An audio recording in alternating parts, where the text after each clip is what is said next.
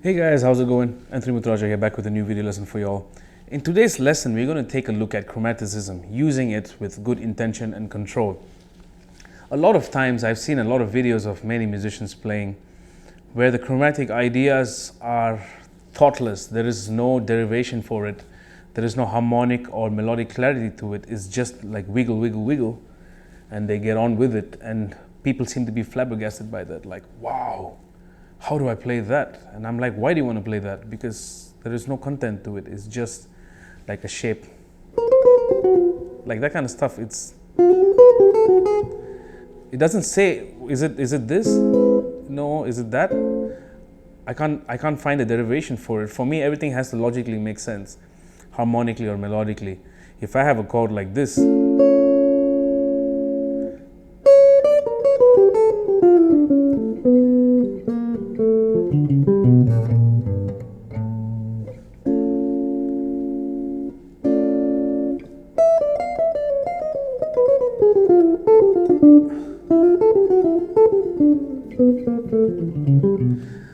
that makes a lot more sense to me. There's a harmonic statement, and then I'm using a few things to get these chromatic ideas out, which I will talk about.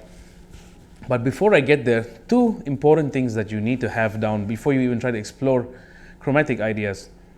Needless to say, your basic harmony, scales, arpeggios, and all that stuff, it helps.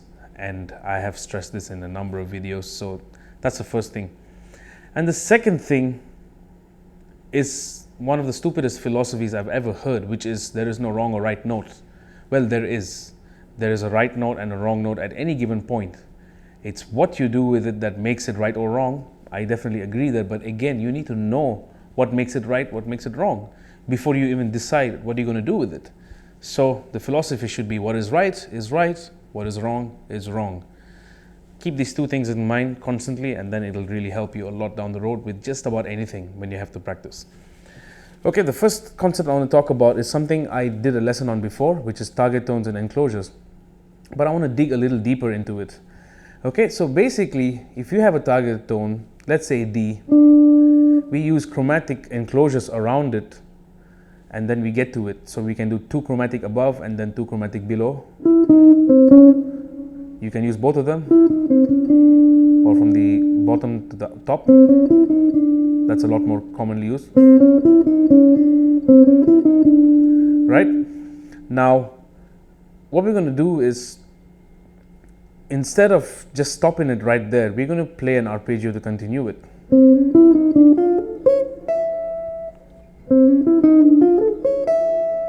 Right, I'm doing a D minor major 7 with a 9, resolving on the 9.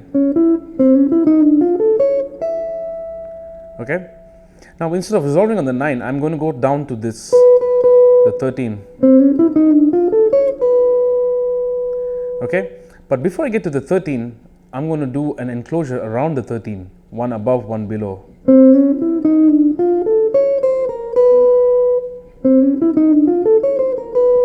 Okay, now that is pretty chromatic, right, and has very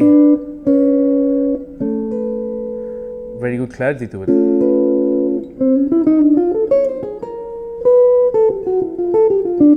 And and then I can open up. So the first idea to the 9, then I go to the 13, and then I enclose it with 1 above, 1 below. What happens if I do 1 below and then above?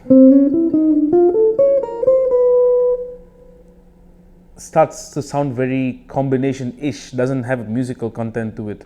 But this one has a lot more control to it. Okay? And then I'm going to continue the phrase.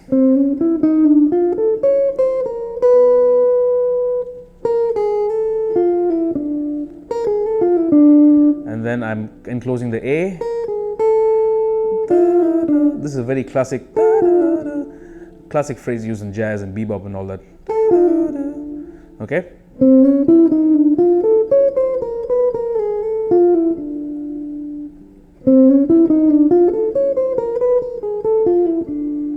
Okay?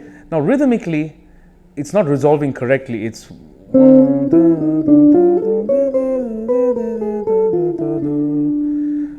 I want it to resolve 2 8th notes later. That's too early. That A is too early. So what am I going to do? I'm going to add the G below the G sharp to the A.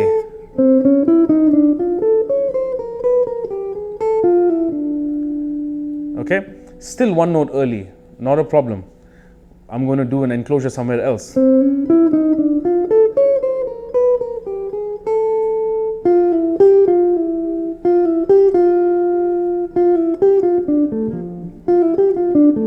So I've changed the complete resolution of the phrase.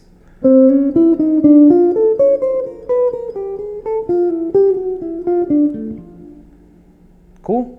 One simple idea of, and then from we got there and then we got here, right? So these are all the target tones.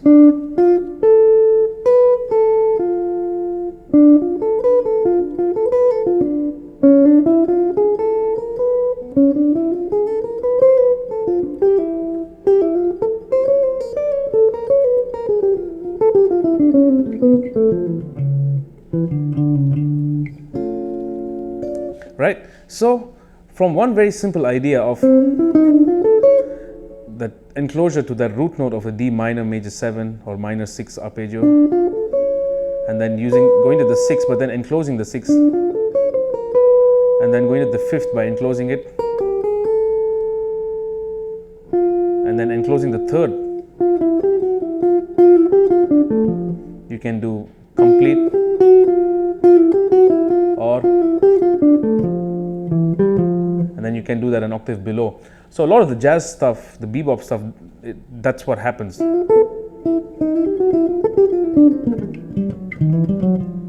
They enclose it twice, octave up and octave down. All right, so you can explore different tonalities, obviously.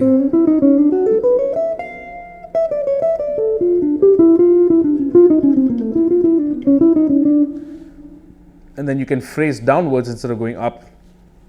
And then you can do different kinds of chord tones. What I do is, if I'm playing, let's say,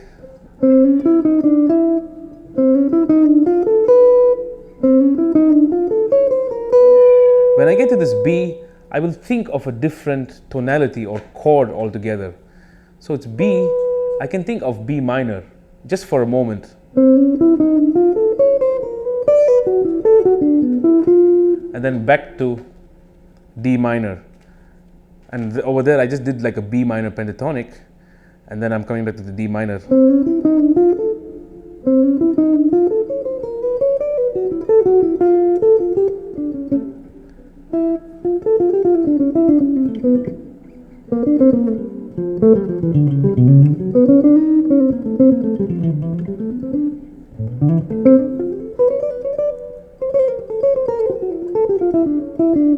Right? So I'm switching tonality there based on that note that I'm trying to target. So that is also another thing I use a lot. So your first point to try, or first exercise to try, is target tone and enclosures, and then extending it, and then target tones and tonality change. So what starts to happen now is that using these two devices, you have good control over your ideas, good tonal, melodic, harmonic, rhythmic options. We have to be very mindful of the rhythmic choices because we want to have control of where we resolve it, how we resolve it, right? So if you practice all your ideas this way to develop chromaticism, it gives you very good context and control, right? I think in the beginning of the video, I am playing something in the key of B flat, but then I'm thinking a couple of different tonalities. I'm thinking B major, B flat, and then A. And using the A major, I'm switching into F sharp minor, which is the altered scale in the key of B flat.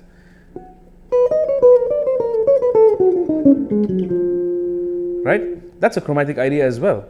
Chromaticism doesn't always mean... No, chromatic can be just...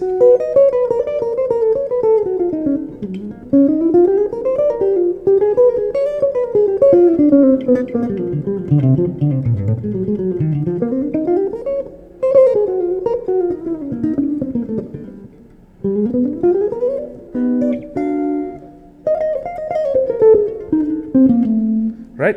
Chromatic can be the harmonic motion you think or the way you choose your notes. Chromatic doesn't literally mean 1, 2, 3, 4 or 4, 3, 2, 1. You can do it in multiple variations and just multiple formats. All right, so I hope this helps you understand chromaticism better. If you like this lesson and you want something similar, I'll be happy to do more. So just let me know in the comments what would you like, and I'll see if I can get to it. And until the next one, I'll see you guys in the shed. Peace.